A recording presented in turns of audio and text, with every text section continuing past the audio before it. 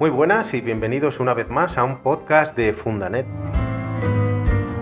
En esta ocasión estoy aquí esta mañana con una de mis magníficas compañeras, Ana Ullán Ejido. Buenos días, Ana. Buenos días. Bienvenida a este podcast de Fundanet que también es tuyo. Muchas gracias y encantada de estar aquí en esta oportunidad. Bueno, tú eres nuestra logopeda. Sí. En principio te voy a preguntar para que las familias, digamos que este podcast es fundamentalmente, va dirigido a que las familias nos conozcan y también conozcan un poco nuestra labor. Entonces, antes que nada, te voy a preguntar, fuera de lo obvio, que es logopedia, ¿cuál es tu labor? Explícanos un poco cuál es tu labor dentro de la fundación. Pues mi labor abarca terapias con niños. La más pequeña que tengo son 2 añitos y luego tengo adolescentes. Principalmente, aunque tengo algún caso de adulto, tengo una variedad dentro de la fundación muy grande con niños de diferentes espectros. Y fundamentalmente trabajo con ellos la comunicación, los hitos para la comunicación y los requisitos o prerequisitos, mejor dicho, de aquellos niños más pequeños que todavía no han desarrollado, el lenguaje o están en vías de desarrollo. De hecho yo comparto algún usuario contigo, pero vamos a hablar de ello en breve. Pero antes te quiero preguntar, ¿cómo se mete uno vocacionalmente, supongo, a la carrera de logopedia? ¿Tú has estudiado aquí en Salamanca? Sí, en la Universidad Pontificia de Salamanca. ¿Tú has tenido claro desde el primer momento que querías ser logopeda? No. Cuéntanos un poco esa biografía, ¿no? Yo, al cursar bachillerato, tenía claro que me gustaría, o sea, en el futuro me gustaría dedicarme a algo relacionado con la salud, pero iba más encaminada hacia una carrera como la de enfermería o la de fisio, y se me presentó la oportunidad y dije, bueno, vamos a probar. Si no me gusta, pues puedo cambiarme, siempre hay la posibilidad de rectificar, por decirlo de alguna forma. Y comencé la carrera de logopedia, hice primero y me entró como el gusanillo y la curiosidad de saber qué iba a pasar. Es verdad que justo empecé la carrera y en el segundo cuatrimestre nos coincidió con el inicio de la pandemia, entonces fue un poquito raro todo. Y llegué a segundo y en tercero ya era el año propiamente dicho de logopedia, donde estudiabas los distintos trastornos.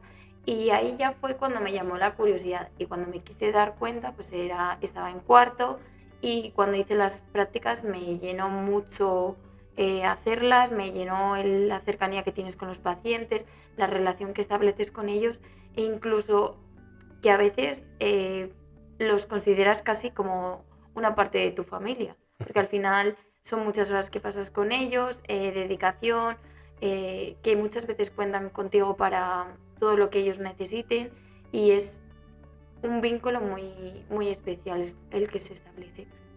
Porque tú, hay que decirlo, eres muy joven para tu competencia. La verdad es que enhorabuena y lo que te tengo que decir es que, claro, tú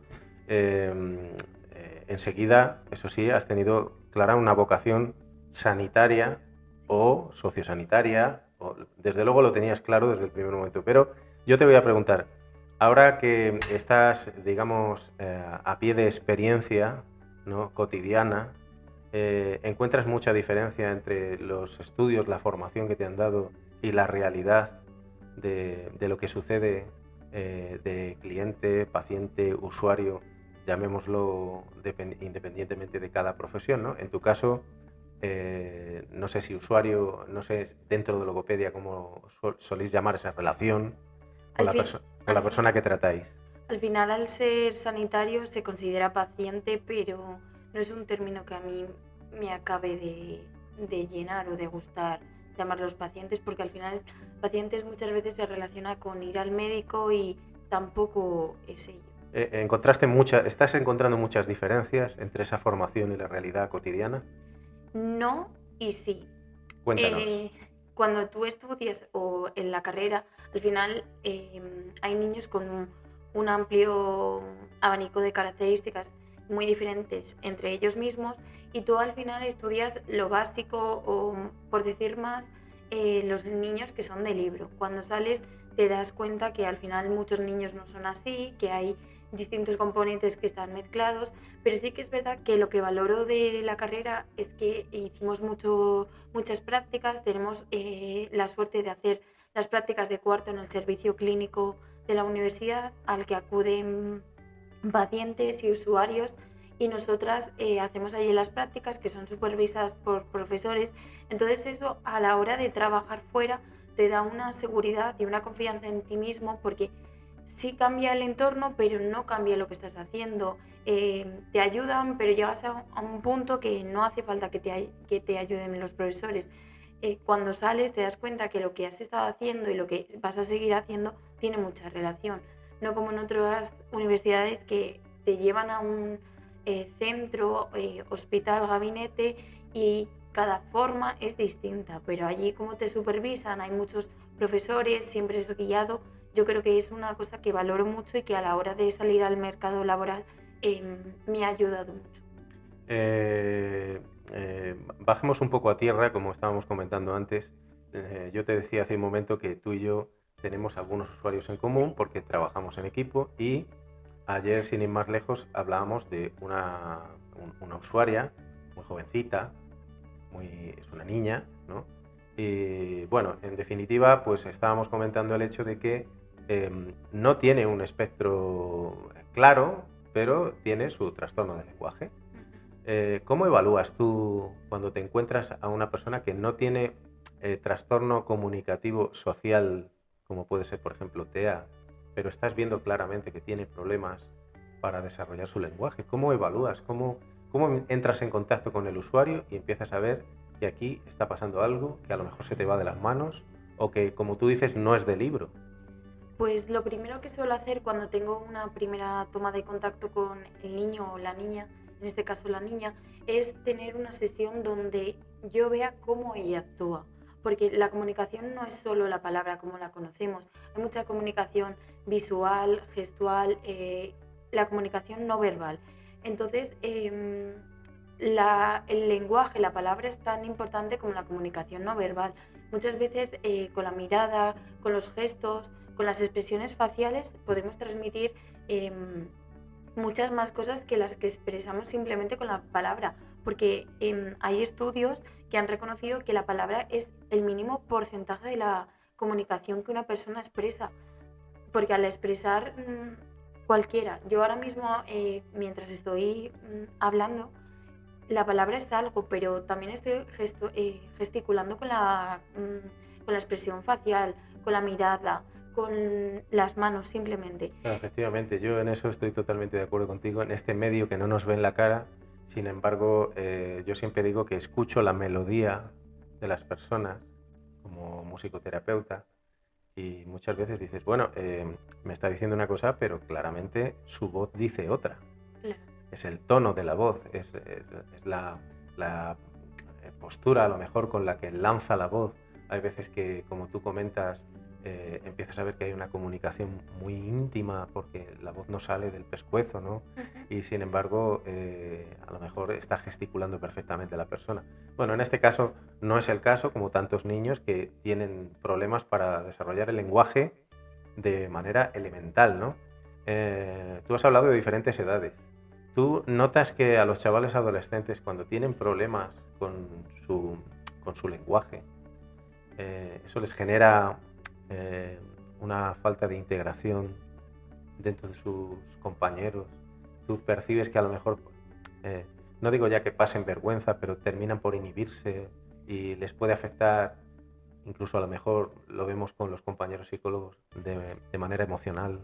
Creo que todo depende de cómo lo enfoquen ellos y su entorno, porque tengo casos de niños que si su entorno nunca le ha dado demasiada importancia o no los ha integrado en su círculo y el niño participa en todas las actividades como un niño cualquiera que no tenga dificultades, eso les hace ver que son capaces de cualquier cosa y de que realmente son niños diferentes, porque cada niño es diferente, pero no por ello se tienen que aislar o no pueden participar en ciertas actividades. Entonces creo que depende de mucho del entorno, de cómo traten al niño y del círculo al que el niño pertenezca. Porque sí que hay casos de niños. Es verdad que la adolescencia es una etapa donde a nivel hormonal afecta mucho y hay muchas dificultades y muchas cosas que intervienen y la sociedad pues también participa y muchas veces no es algo positivo y afecta mucho, pero creo que también es un poco el sentido que nosotros le queramos dar, porque sí que hay niños que igual no quieren participar o se retienen un poco y hay otros que en cambio participan, tienen soltura, saben que igual tienen ciertas dificultades en algunas cosas, pero ellos lo intenten y si no es por el camino A, intentan por el camino B y lo suelen conseguir igual. Bueno, aquí pasará también por estos micrófonos nuestra compañera de pedagogía, pero yo te voy a preguntar, tú también, al igual que yo, inevitablemente, te pregunto, ¿trabajas también dimensiones que van relacionadas con la comprensión del lenguaje? Sí. Es decir, ¿encuentras también que estos chavales, independientemente de su edad, tienen problemas de aprendizaje porque no comprenden lo que leen? No solo a lo mejor lo que escuchan, sino fundamentalmente lo que leen.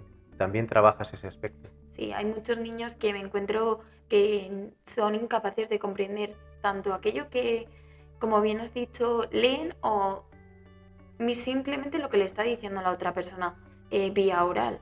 Entonces también lo trabajo estrategias para que ellos utilicen cuando realmente no lo han comprendido, que digan, ¿me lo puedes repetir o a qué te refieres con ello? Para que ellos no tengan vergüenza en aquello que ellos desconocen o no han comprendido, que que les vuelvan a repetir y ellos pregunten sobre ello. Porque también hay muchos niños que igual no han entendido una palabra y es la palabra clave que da sentido a lo que le están comentando o le están preguntando, y si ellos no entienden esa palabra, todo dificulta aquello que quieran decir o todo por lo que se le pregunte. Entonces, muchas veces esas estrategias o esas preguntas clave que yo las llamo así, o a veces son mini consejitos que les doy, son claves para ellos y que no tengan vergüenza. Que todo el mundo hay a veces, yo les pongo el ejemplo de, igual hay a veces que mamá o papá te está preguntando algo o le estás comentando tú algo y ellos no te han entendido y que te dicen, ¿me lo puedes volver a repetir? No te lo he entendido. Pues que ellos no tengan miedo a decirlo, a preguntar, que no pasa nada por ello. Bueno, yo reconozco que muchas veces contactan conmigo familias y rápidamente preguntan por logopedia. Y lo entiendo perfectamente porque evidentemente el lenguaje esto es nuestro medio vehicular y en el momento en el que falla realmente no solo tienes problemas de aprendizaje, es que tienes problemas de integración social. Sí. Y precisamente por eso yo te pregunto, ¿tú crees que tu oficio, tu disciplina, tú crees que a futuro tiene cosas interesantes que mejorar? ¿Por qué no? Es un mensaje a tus compañeros también, pero yo te lanzo ese guante. ¿Crees que hay cosas por mejorar? Creo que sí. Es una disciplina que abarca muchos ámbitos, es fundamental en todas las edades, no se centra principalmente en unas edades, no somos únicamente aquellos que enseñamos la R, tenemos más funciones y sí que es verdad que es un poco desconocida. Todo el mundo la conoce, somos los de la R, pero como ya he dicho, abarcamos más ámbitos. En los hospitales somos muy necesarios y no se nos estamos dentro del sistema o del ámbito sanitario, pero como tal en los hospitales no estamos, no somos fundamentales como tal. Hay muy pocos logopedas por habitante y debería de haber muchísimos más. Al final es un servicio privado del que muchos niños no se pueden privar. Exacto, realmente... perdón, privar.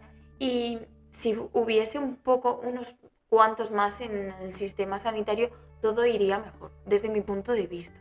Creo que tanto yo como mis compañeros logopedas pensamos que es necesario y muchas veces reivindicamos la necesidad de logopedas en hospitales porque somos muy pocos. Creo, si no me confundo, que en la provincia de Salamanca, para la provincia de Salamanca, hay únicamente 2, me parece, que están en el centro de Garrido, y al final están desbordados, hay muchos casos y no pueden dar servicio a toda la población. Bueno, en realidad yo siempre comento a los invitados que pasan por este micrófono que es una pequeña charla de no más de 15 minutos, que ya se han pasado, pero es que hay tanto en el tintero que yo siempre os invito a futuro a que volváis por aquí y en algún momento cuando yo termine esta ronda, que ya va siendo infinita porque constantemente siempre encuentro a alguien que no ha pasado por los micrófonos, pero en algún momento cuando cierre esta maravillosa ronda, pues Ana, te invitaré para tratar algún monográfico, porque no hemos hablado, por ejemplo, de las redes sociales, de las nuevas tecnologías, de cómo impactan en el lenguaje. Evidentemente yo, cuando he sido profesor de secundaria, yo veo la deformación que tiene el del lenguaje en redes sociales y creo que tú ahí tendrías mucho que contarnos, con lo cual, pues, de nuevo darte las gracias y hazte la idea de que en un futuro, espero breve, te invitaré para tratar algún monográfico. Pues muchísimas gracias, me ha encantado participar en este podcast y encantada de volver a realizar uno y a contar un poquito más. Muy bien, el podcast es lo que se lleva hoy en día, es la nueva forma de comunicación. Y bueno, familia, pues espero que este podcast os haya resultado de interés y yo siempre me despido diciéndoos que os cuidéis la salud, cuidéis de vuestro bienestar, porque sin eso me parece que no hay nada, eso es lo básico y a partir de ahí empezamos a vivir. Así que un abrazo muy fuerte para vosotros y adiós.